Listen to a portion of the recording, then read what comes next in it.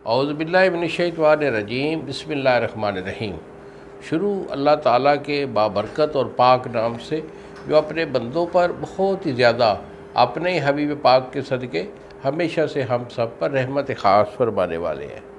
कुश्ता साद हकीम बाबा सैफुल्लाह की तरफ से मेरे सब दोस्तों को अस्सलामु अलैकुम व रहमतुल्लाहि व बरकातुहू।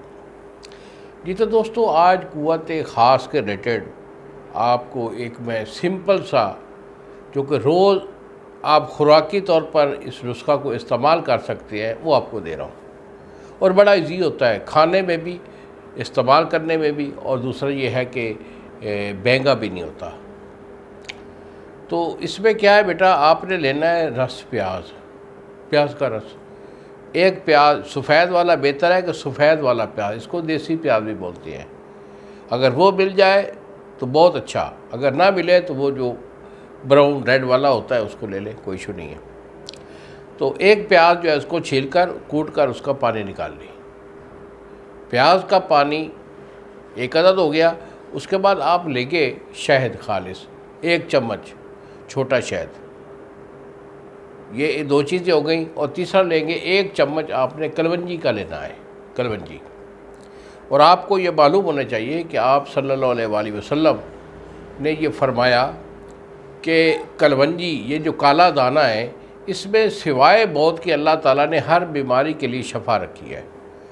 तो इस सिबन में भी ये भी आपको बताता चलूँ कि इसको खाना ये हुक्मन आप सल्लल्लाहु अलैहि वसल्लम का फरमान भी है और इसमें शफा भी है। हर बीमारी के लिए आप इसे इस्तेमाल कर सकते हैं। तो बेटा ये ओनली 3 चीज़ों का संगम है। 1 कप में रस का प्याज डालें, 1 चम्मच शहद का डालें, और 1 चम्मच आपने डालना है कलवंजी का सफ़ूफ। इसको अच्छी तरह मिक्स कर लें। दोपहर के खाना खाने के फ़ौरन बाद इसको रोज़मर्रा जो है ना अपनी लाइफ में शामिल रखिए। इंशाल्लाह इनका वसफ़ क्या है कि ये एक तो क़ुव्वत बा पैदा करते हैं, यानी मादा मनविया बनता है, और दूसरा जो एक्टिविटी होती है वो 100% रहती है। ये असाब को भी तक़वियत देता है, पट्ठों को ताकत देता है, और एक्टिविटी आपको फुल देगा।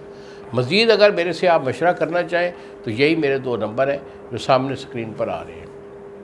एक नंबर है 0300 650 8582, और दूसरा नंबर है 0300 100 पूरा 8582।